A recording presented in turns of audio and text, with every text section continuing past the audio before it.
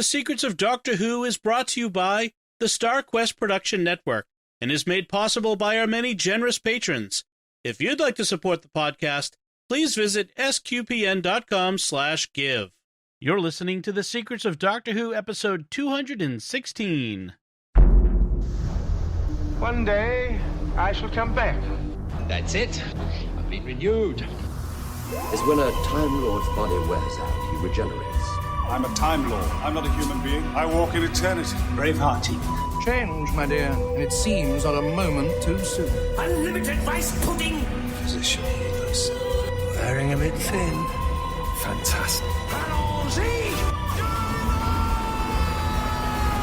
I am Scottish. I can complain about things. Ooh. Should be fine.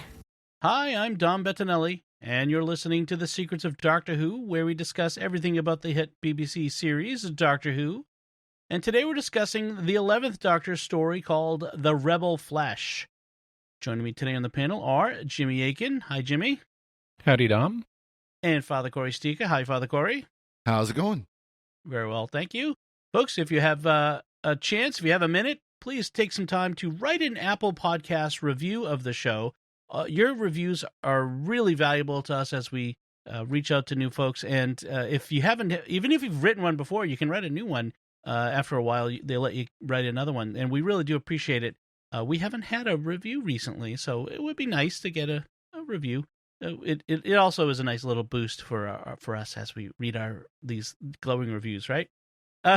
Also, if you can, please also share the podcast with your friends. You can link to it on social media and that sort of thing. That also helps us grow our community of listeners, and we really do appreciate that. So we're talking about The Rebel Flesh. This is an 11th Doctor story, and it's the first part of a two-parter that we've got involving the 11th Doctor, Amy and Rory, and an acid mining factory, which is an interesting concept, which we can talk about. And Rory's a regular companion now since he and Amy are married, so he's joined Team Tardis. Yes, they are now a trio on board, and this is an interesting episode, or an interesting two episodes, that they continue to explore this idea of the gangers, the doppelgangers, which is going to be an important concept for later in the season. And I think I read somewhere at some point the entire TARDIS crew has gangers, including the unexpected one, who is already a ganger, and we just don't know it yet when we watched this the first time. So I thought that was interesting. But it's set on an island with a castle, or a monastery, really. I think they tell us, in the early 22nd century, which must be before the Dalek invasion that we see in the first Doctor's time that we've already talked about. And after Zoe's time. And after Zoe. Just after Zoe's time. Okay, yes. And we don't really know much more. We don't even really learn much more at all about this time period in this. We're just told that it's the 22nd century and they have this technology of being able to make doppelgangers. And they still have to deal with commercials, too. They still have hollow commercials on their vids, on whatever entertainment they have. Right.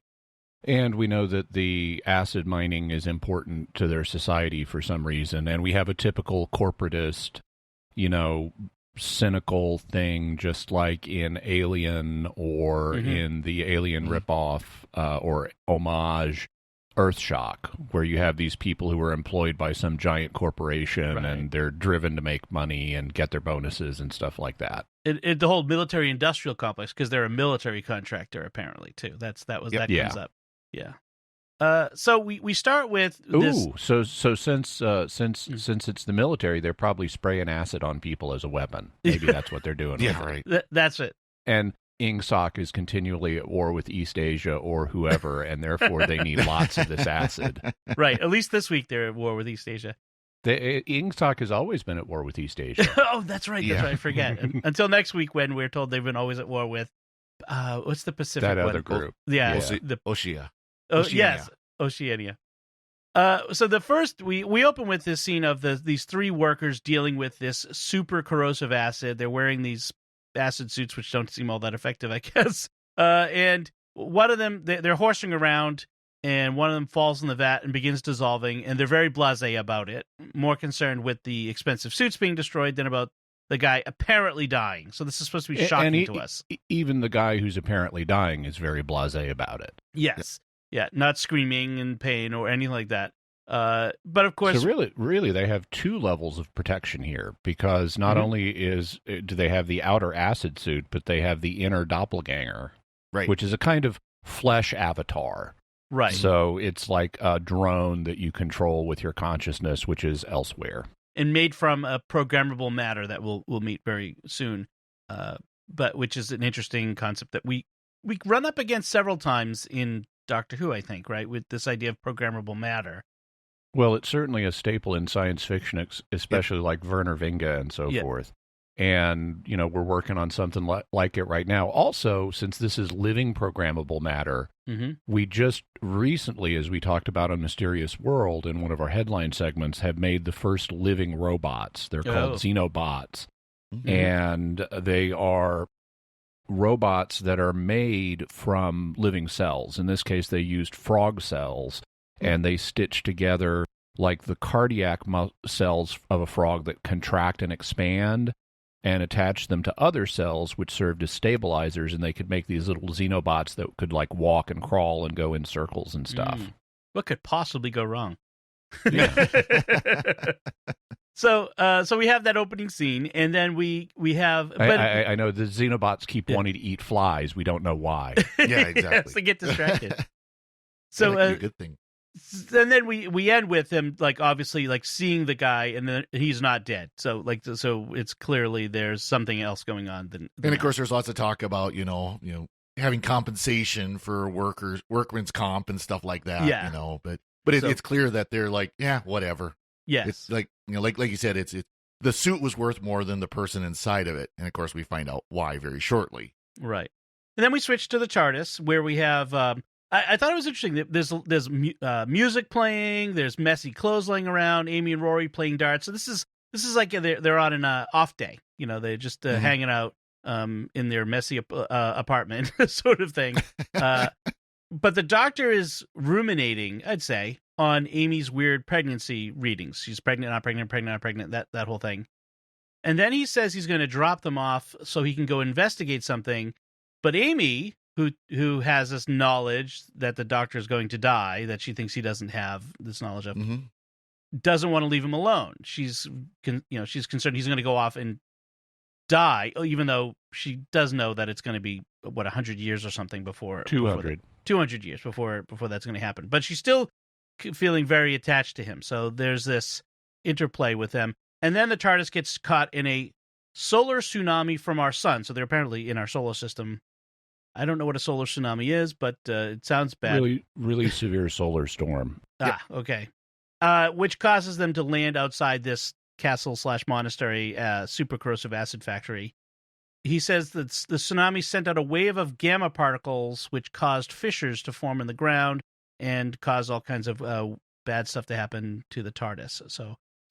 So they weren't intending to go there. Is that what the case is? Correct. Okay. But it seems providential that they go there, because the Doctor learned some things here that will serve him well later. It's almost as if the TARDIS takes him where he needs to go, not where he wants to go. Yes. She has said that before recently. But the Doctor does talk about, like, it's not an accident that he's there, and that he knows... Well, he was searching for something. Yeah. And he thinks he's found it. He clearly knows more about this goo stuff than he initially lets on. Right. And we move into this mode really quickly, where the Doctor becomes an activist for the flesh, for the goo. Mm-hmm. And it starts basically immediately upon when he gets there. He starts talking about how this is living and things like that. And then they've got this big vat of, it looks like Elmer's glue, but it's this big vat of the flesh, and he waves the sonic over it, and then he teeps it. I have in my notes, Doctor teeps the goo. So he makes telepathic contact with the goo, and it makes telepathic contact with him.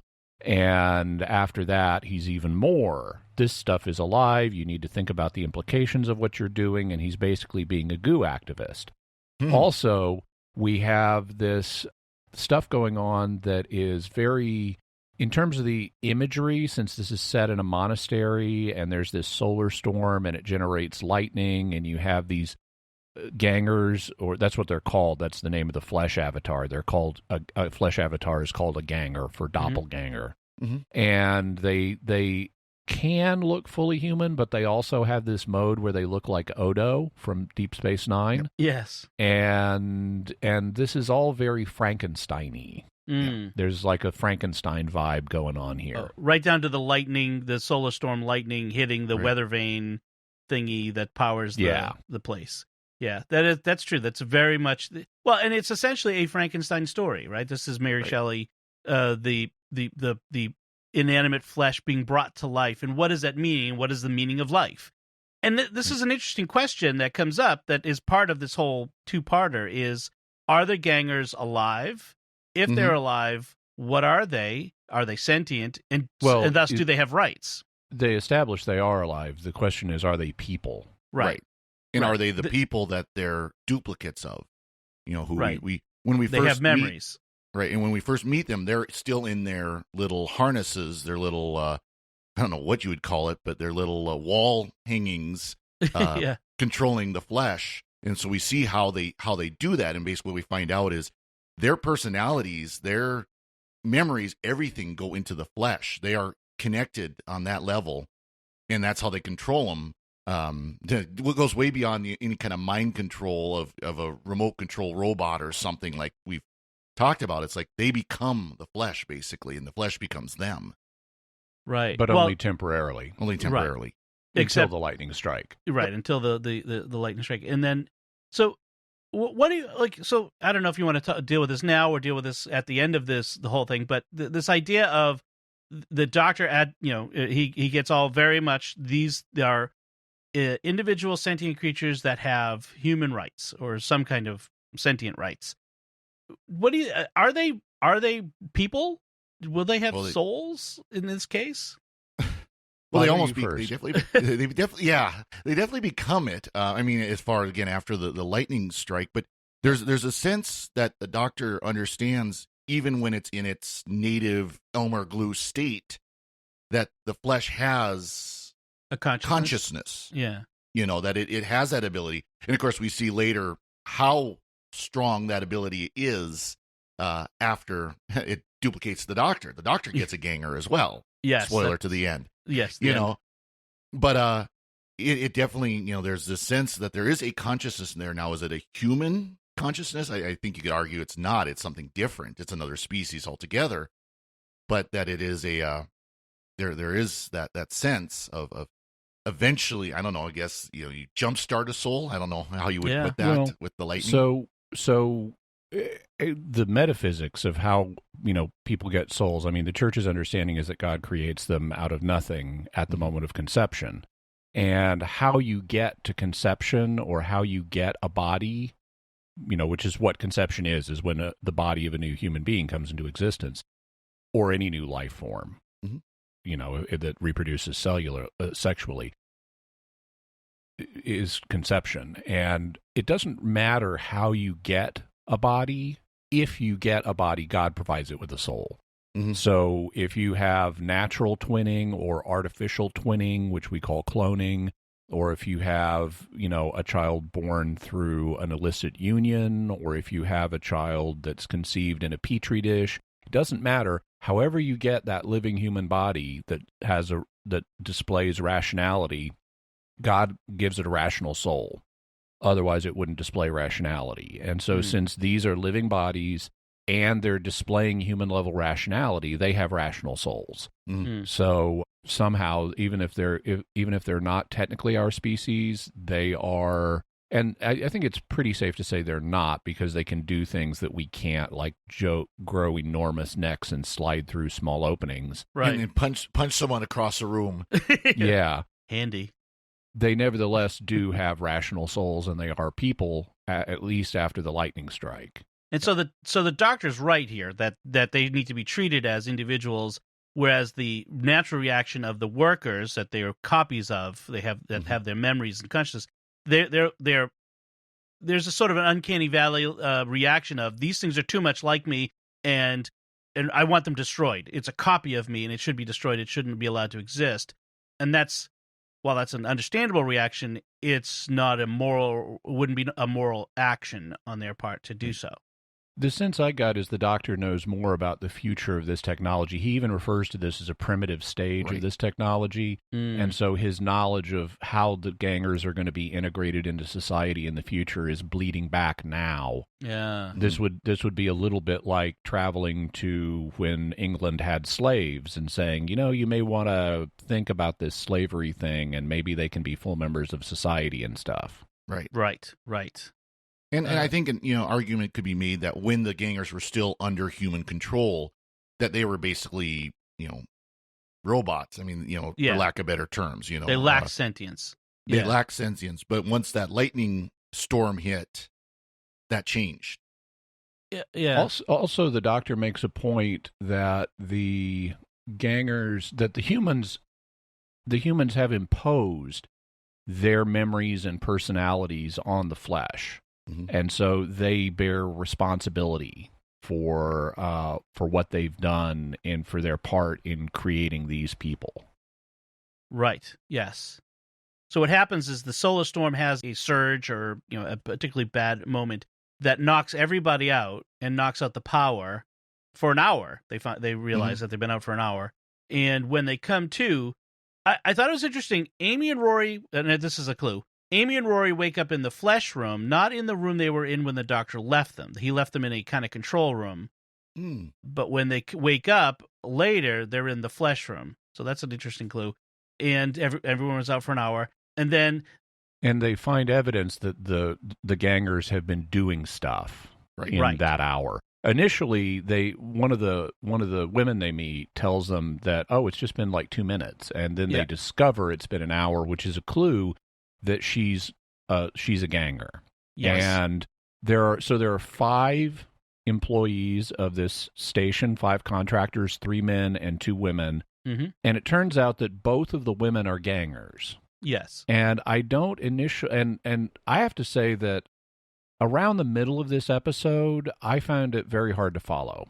Yeah. Because they aren't being clear about things. It is not clear why these 2 women are gangers and why they're with this group. It doesn't seem like the gangers had a plan to infiltrate, but presumably they did, but they don't show us that. It just seems random. It's like, she's a ganger too? Really? Where did that come from? What's the plot logic of that? Right. Yeah, it was confusing. I mean, at times they helped us out by having them in their Odo-like state. I don't know how else to put it. But yeah, when they're hidden, when they're in their human-looking form, what is their motivation? What are they doing? What did they spend that hour trying, of finding new life, trying to figure out about themselves? We don't get that. I think that might have been interesting, something to see about like them realizing they're alive. Yeah, but they're not doing that because they want to preserve this guessing game. This is like Invasion of the Body Snatchers, who is a ganger and who is not. Right. And they want to preserve that, so they're showing it to us from the Doctor and Companion's perspective. And as a result, we don't understand what the gangers are trying to accomplish at first, at least, and why they're doing all this stuff. Why are they impersonating these people? Well, and the Doctor has a line about how they're trying to figure their new situation out. The gangers themselves are trying to figure it out. And so they kind of use that as a hand wave of, the gangers don't even know what they're doing yet, so you don't need to know what they're doing yet. Right. Well, and then the gangers, even though the Doctor is totally like, I am here to help you, we will sort this out, do not worry. I have in my notes, gangers acting irrational to keep the plot going. Yeah. So even though the Doctor is explicitly being helpful, they are still not trusting and plotting actively against the humans. They're not even taking a let's wait and see attitude, which they should if they had the minds of these people. And they made a telepathic contact with him before all of this happened. That should have, the only reason we have the telepathic contact apparently is so that it could later on make a ganger of the Doctor. But there was other plot elements that could have been incorporated from that, which they choose not to acknowledge. By the way, we also have an interesting form of TARDIS separation in this episode. Yes. Because of the acid leaks that have developed as a result of the solar storm, which apparently blows holes in pipes. The acid is going all over the ground outside, and the TARDIS sinks into the ground. And so we lose access to the TARDIS, at least temporarily. I find it very interesting, this acid they have, because it sometimes melts ground and rock, and other times it doesn't, and it leaves grass totally alone. Yeah. Yes, it just looks like, soggy grass, grass after a good rainstorm or something, where it's just a little flooded, but that's about it. It's a plot-activated acid. So Rory in this one has he plays this sympathetic role that is very much Rory, where he sees someone in distress, and Rory is a nurse, and so he is a helping person, and so he sees Jennifer, one of the workers, in distress. I'll call her Ganger. It turns out she's Ganger Jennifer. He helps her to the washroom where she reveals herself. She's angry for some reason. Turns into Mr. Fantastic and knocks him out from across the room and takes off. And then the Doctor confirms that the leader, the other woman named Cleves, she's a ganger by tricking her into holding a hot plate, that he heats up in the microwave. We find out that the way the ganger protects the operator from feeling the pain when they are injured is at the first instance of pain above a certain threshold, it cuts off the nerve endings so they don't feel it. And that's what's going on. I love that the delayed reaction, the plate you're holding is hot. Oh, ow! And drops it. She's like, not believing that. She has this Wile E. Coyote moment where suddenly she realizes gravity is real. Oh, you don't do that? You're distracted by your phone, you grab a hot plate out of the microwave, and all of a sudden, oh! No. No. Yeah, I also sometimes run off my roof and hang in the air until I realize I'm in the middle of the air. Yeah, exactly. I like how well Rory does with this, because even after Jennifer punches him and runs off, he pursues her and is serious about, I'm going to help you, and we'll get through this. And the Doctor is doing the same thing. And I like the character development for Rory. Right. He's very active in this episode, more so than he often has been to this point. This is part of Rory's transition into being full active companion, not just someone who's like the third, who's like a caboose on the train being pulled along by the Doctor and Amy. Yes. Well, and it's actually kind of interesting that Amy comes across more as I'm chasing after Rory in this episode than the other way around. Which it used to be, yeah. So the Doctor arranges a powwow with all the gangers and the humans, at least all the gangers they can find, and gives them the big, we can all get along speech, and we will get through this. And this is where the episode, we're a little more than halfway through the episode at this point, I think. Oh, and the gangers have taken all of the acid suits so that the humans can't use them. Yep. Mm-hmm. And so they have an advantage over the humans now because they're not as vulnerable to the acid. At least they don't hurt the way we do. Right. But the Doctor arranges this powwow, and this is where it really starts to get interesting, because the gangers have all of the emotional attachments that the humans do, even though they're not humans. And so, one of them wants... one of them has a son back on the mainland somewhere, and he's a father, and the ganger feels like a father towards that son and wants to be there for his son's birthday. Mm-hmm. And the human father is standing right there and is going, I don't know that I want you at my son's birthday party. Yeah. Right. But he simultaneously understands the ganger's perspective, because he knows it's just what I would feel in that situation. And he actually is one of the more sympathetic humans towards the ganger perspective. And they go off together to help each other. Yeah. I found that a very interesting reaction. I'd be kind of creeped out that this other person would want to go hang out with my child. That would be kind of, but it's an interesting that it's to his credit that he has a different. I like the fact that they write it so that everyone has somewhat different reactions to this and react in this case, sympathetic. In other cases, Cleve, for example, that's the woman who's in charge of the base, is of the kill them all now school. Yeah, and she comes in with like it's a extra special taser. Yep. That will kill people and gangers, and her ganger is like, oh, this is so me. Well, I like the way she put that. This is so us. It's not even like so me. It's like this is just how we are, isn't it? Right. Yeah. But she then does kill one of the gangers. She kills a guy named Buzzer. And the doctor points out, you have crossed a big line here because you've killed one of them now. And that effectively dissolves, no pun intended, the union between the gangers and the humans. Right. War is now started. So the doctor tries to get... Action Rory, though, depowers the cattle prod. Yep. He, to keep her from killing anybody else, Rory lunges at her, grabs the thing, and yanks the power pack out of it. That's true, yeah.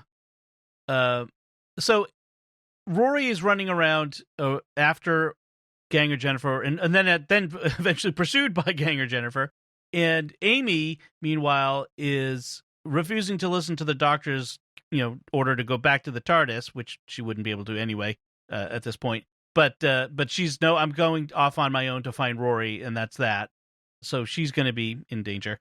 And then we have this scene of Ganger, Jennifer, and Rory, and she's talking about her memories and how she knows she's real. I know I'm real. I remember doing this and that when I was, and you can imagine how disorienting that would be. And we've seen this again. We've seen this in sci-fi in other places. This sort of I'm real sort of thing. I'm not just a copy. Rory makes some mistakes that on the dialogue level that I guess you can say it's in character for Rory, but I wouldn't do this because when she's having this identity crisis moment and he's like, okay, so let's talk about the real Jennifer. And she's like, I am Jennifer. It's like, okay, what I meant to say is what Rory should have said in the beginning is the other. Let's talk about the other Jennifer. Yeah. Yes. And then we have the doctor then goes back to the flesh room, scans the flesh again for plot reasons, and then after he leaves, we see these creepy lips appear in the flesh that say "Trust me" in a weird voice that we don't recognize yet. But the doctor has well, we do if we've been paying attention to the dialogue because the doctor earlier said, "Trust me, I'm the doctor." Right. Yep. Right. To me, you said it looked like Elmer glue. I was thinking. It looks a lot like when you the I forget what they call it. There's some kind of fluid where you mix cornstarch and water, and and you can goo. That's what they call that. Goo. It becomes goo. No, I know what you're talking about. It's the stuff. It's the stuff you can walk on. Yeah. It's that certain type of fluid that by the way. Depending on how much force you apply to it, yeah, it's either solid or liquid or whatever. I was thinking of that anyway. Oh, by the way, I wanted to note, during this drama sequence where they're all running around and stuff, they have this kind of pulsing, grinding soundtrack that I found very effective at helping accentuate the tension of what they're doing. Yes. Also, even though they're running through corridors, these are like rundown medieval corridors made out of stone in an repurposed monastery. And it's I found this more effective than a lot of running through corridors I've seen. Yeah. Right. Speaking by the way, that fluid is non-Newtonian fluid. That's what it is. It's solid if you apply a sudden force, like you try to stand on it, and it's liquid if you're slow, steady force. So like if you try to just put your hand in slowly, you can go in, but if you smack it, it'll stop. Yeah, Google some videos on non-Newtonian fluids. Those are pretty interesting.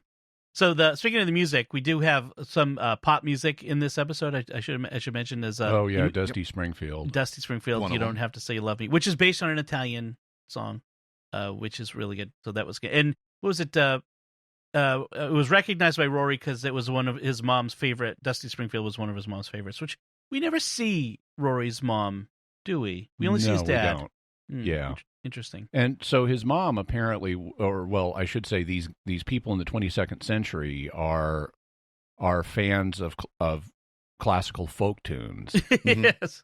It's kind of like one of us being familiar with the Rambling Sailor or the lyrics to the Arkansas Traveler or... Yeah, Camp Down Races, yeah.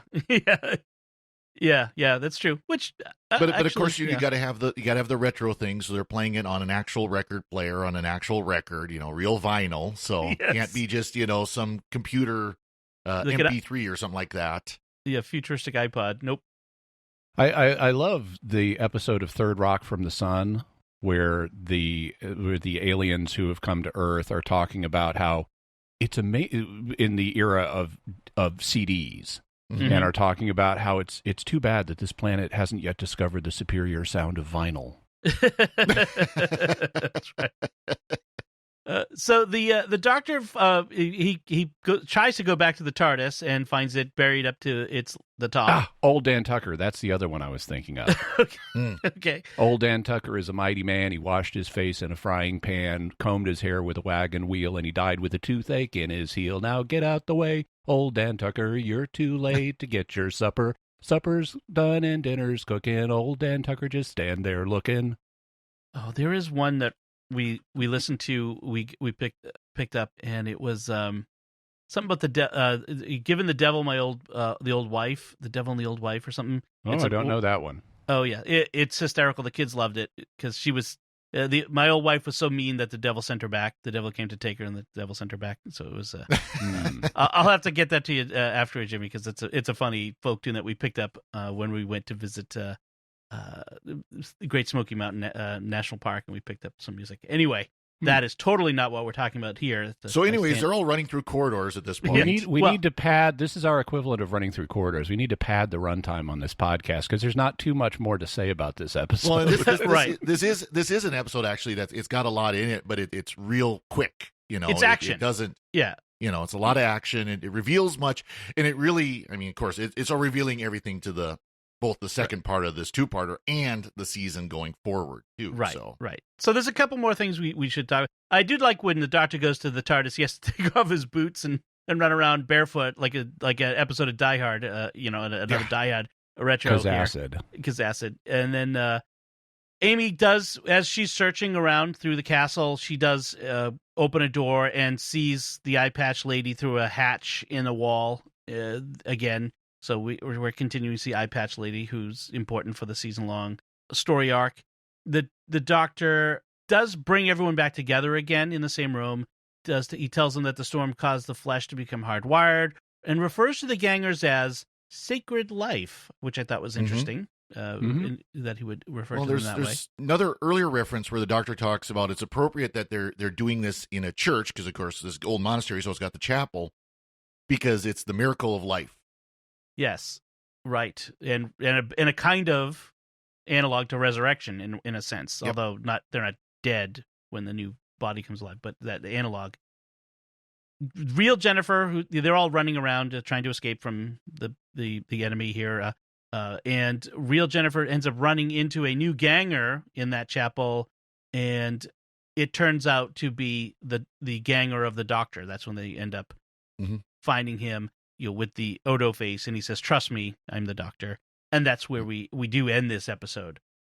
So, any other notes or thoughts about this episode? Nothing here. So there are two lines that I wanted to call out. One of them is earlier on when the lady in charge is dismissing something the Doctor says about, maybe this happened, and she says, "Cars don't fly themselves." Mm-hmm. And that's an attempt to be futuristic because it's talking about flying cars. But I'm sorry, we're having self-driving ground cars now. I'm pretty sure that by the 22nd century, if we have flying cars, they will also fly themselves. Well, in fact, I think even more so. Flying cars need to be self-driving, yes. Yeah. And then I love a line that the Doctor has towards the end of the episode about how things are going to get even more insaner. Yeah. Couple of just notes. The one is they filmed this at now I'm going to probably mispronounce what it's called. It's Cardiff Castle at Caerphilly Castle in Cardiff, or near Cardiff in Wales. That's the location shoot. Any of our Welsh listeners have just turned off because you can't pronounce their words. I know. Yeah, let me know. I'll fix it. It's not for lack of trying; it's for lack of knowledge. Exactly. And it's not for lack of respect. Then we've seen one of the other things I would talk about is just the interesting how we've seen several times this idea of the people being replaced by duplicates. We saw it with Martha Jones being replaced by a duplicate in the Sontaran stratagem. This seems to be a thing that they want to keep coming back to, and I just thought it's an interesting idea that they keep wanting to explore. Sometimes better than others, I guess, but it is an interesting concept. All right, I think, and if that's it, we can move on, and we'll of course be discussing the second half of this story when we next time. So we'll come back to this, but I think we'll take a moment here to thank our patrons who make it possible for us to create the Secrets of Doctor Who, including Martin R., Dustin R., Foster A., Richard C., and Andrew C. Their generous donations at sqpn.com/give make it possible for us to continue the Secrets of Doctor Who and all the shows at StarQuest. You can join them by visiting sqpn.com/give. And we'd also like to thank Victor Lambs, who edits the show for us every week. So that's it from us. What did you think of this first part of the two-parter, this 11th Doctor story called The Rebel Flesh? Let us know by commenting on the show at sqpn.com or the Secrets of Doctor Who Facebook page, or send us an email to drwho@sqpn.com. We'll be back next time when we'll be discussing the second part of this two-parter called The Almost People. Until then, Father Cory Stika, thank you for joining me and sharing the Secrets of Doctor Who. Thank you, Dom. Jimmy Aiken, thank you as well. Thanks, Dom. And once again, I'm Dom Bettinelli. Thank you for listening to the Secrets of Doctor Who on StarQuest. And remember, well, I can see why you keep it in a church. Miracle of life. Right. This is going to be fun.